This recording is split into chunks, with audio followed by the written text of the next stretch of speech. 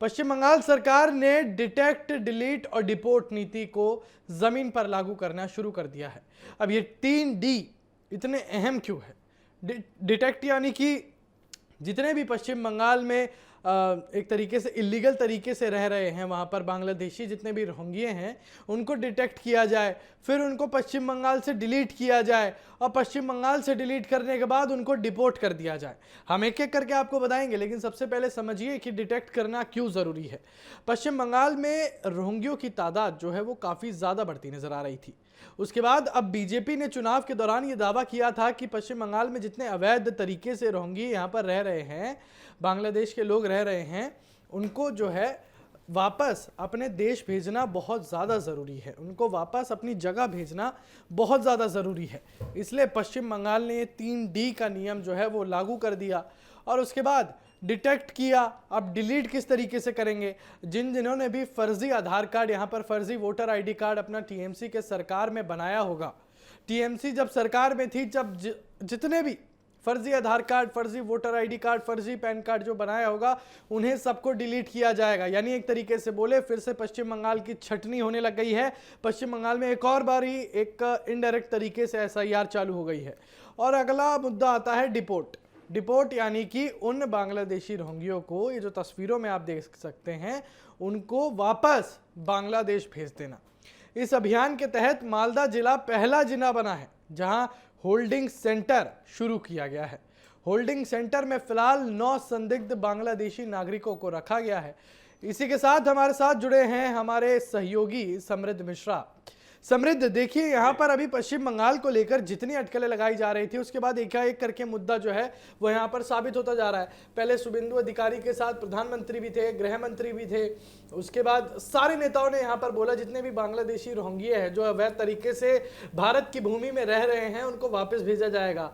उसके बाद पिछले दिनों हमने होल्डिंग सेंटर के बारे में काफी कुछ सुना और उसमें अब एक्शन देखने को मिला है। आपको बता दें कि 9 बांग्लादेशी लोगों को डिटेंशन सेंटर में रखा गया है, होल्डिंग सेंटर में रखा गया है।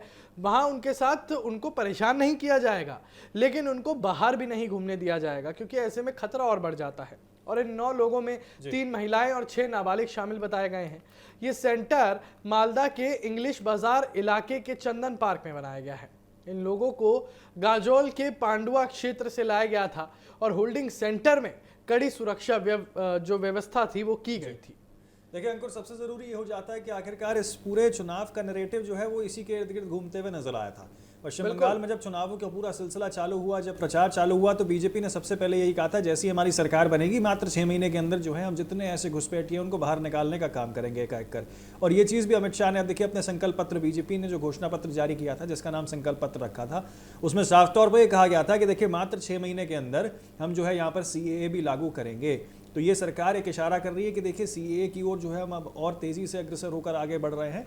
बीजेपी की सरकार लगातार इस चीज़ को लेकर देखिए काफ़ी ज़्यादा आक्रामक और फ्रंट फुट पर नजर आ रही थी कि देखिए जितने भी घुसपैठिए प्रदेश के अंदर हैं, पश्चिम बंगाल के अंदर, क्योंकि पश्चिम बंगाल जो है वो बांग्लादेश से लगा हुआ है, बॉर्डरिंग स्टेट है, ऐसे में उसकी सुरक्षा खासतौर पर काफ़ी ज़्यादा ज़रूरी हो जाती है। और जो हिंसा भी देखने को मिली, जो पथराव, आगजनियाँ देखने को मिलती हैं, जो संवेदनशीलता पश्चिम बंगाल के अंदर देखने को मिलती है, जब TMC की सरकार थी और बीजेपी विपक्ष में थी, तो सबसे पहले आरोप ये लगाती थी कि देखिए बीजेपी की सरकार आते ही हम जो है सबसे पहले इनको बाहर निकालेंगे और ये जितने संवेदनशील और अजारक तत्व हैं ये दरअसल कोई नहीं है, ये हिंदुस्तान के नागरिक नहीं है, बांग्लादेश से आए हुए रोहिंग्या है। ये आरोप जो है बीजेपी लगाती थी और ये कहती थी कि संरक्षण देने का काम अगर कोई पार्टी कर रही है, कोई सरकार कर रही है, तो वो पश्चिम बंगाल की TMC सरकार कर रही है। ये तमाम आरोप जो है उस समय बीजेपी लगाती थी। अब बीजेपी को जो वादे यहाँ पे किए संकल्प पत्र में उसको पूरा करना पड़ेगा। और सबसे प्रमुख मुद्दा असल में पूरे चुनाव का जो केंद्र रहा था वो यही था कि किस तरीके से जो है अब आप यहाँ पश्चिम बंगाल के अंदर जितने भी अवैध घुसपैठिए हैं उनको बाहर निकालेंगे। और उसी कड़ी में देखिए अब जो है यहाँ पर शुभेंदु अधिकारी की बीजेपी की जो सरकार है वो अब काम करते हुए नजर आ रही है अंकुर। क्योंकि देखिए सबसे ज़रूरी चीज़ ये है कि आखिरकार इतने सारे लोग आए कहाँ से, इतने सारे लोग यहाँ बंगाल के अंदर कैसे आए, कब आए, ये जानना बहुत ज़रूरी है। तो उसके लिए बैकग्राउंड चेक भी जो है यहाँ पर पश्चिम बंगाल की सरकार ज़रूर करेगी। और देखिए सबसे ज़रूरी ये हो जाता है कि जिन जिन के ऊपर संदिग्ध, यानी कि जिन जिन के ऊपर यहाँ संदेह पैदा होता है, उनको भी जो है यहाँ पर प्राथमिकता के साथ जो है उनके ऊपर निगरानी बढ़ाने की बात पश्चिम बंगाल की सरकार ज़रूर कर रही है। क्योंकि देखिए सबसे ज़रूरी सुरक्षा व्यवस्था है, सुरक्षा व्यवस्था के साथ बीजेपी कह रही है हम कोई कॉम्प्रोमाइज़ नहीं करेंगे।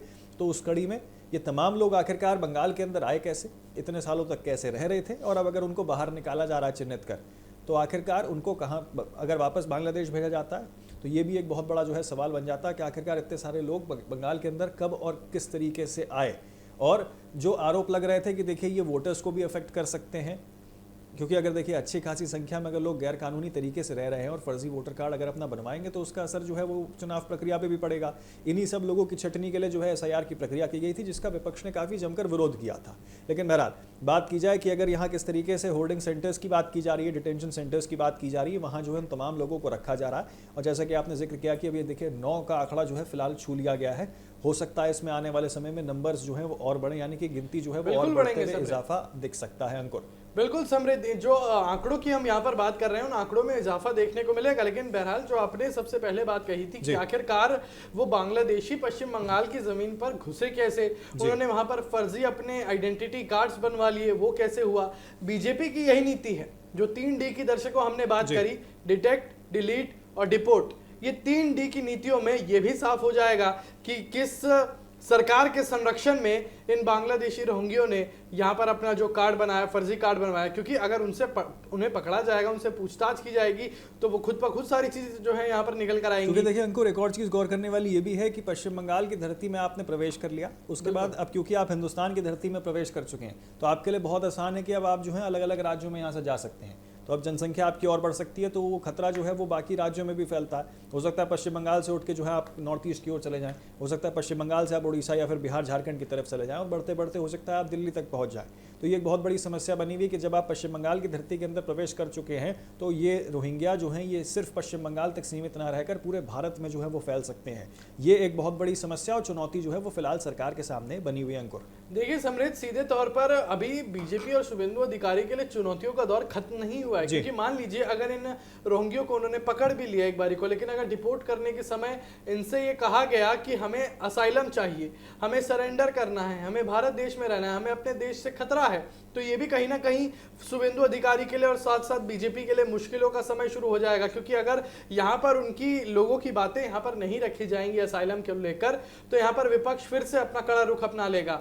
आपको बता दें कि फिलहाल इन लोगों की नागरिकता और दस्तावेजों की जांच की जा रही है और राज्य गृह एवं पर्वतीय मामलों विभाग ने भी सभी जिलों को ऐसे सेंटर बनाने का निर्देश दे दिया है। ये नीति भाजपा सरकार के लंबे समय से उठाए जा रहे घुसपैठ मुद्दे से जो है वो जुड़ी मानी जा रही है। और मुख्यमंत्री शुभेंदु अधिकारी ने कहा कि सीएए के दायरे से बाहर लोग घुसपैठिए माने जाएंगे और राज्य पुलिस ऐसे लोगों को गिरफ्तार कर बीएसएफ को सौंपेगी। बीएसएफ और बॉर्डर गार्ड्स बांग्लादेश मिलकर डिपोर्टेशन प्रक्रिया शुरू करेंगे और नियमों के मुताबिक संदिग्ध विदेशी नागरिकों को अधिकतम 30 दिनों तक सेंटर में रखा जा सकता है। और नई इमिग्रेशन एंड फॉरेनर्स एक्ट 2025 के तहत पुलिस को बिना वारंट गिरफ्तारी का अधिकार जो है अब यहाँ पर मिल चुका है।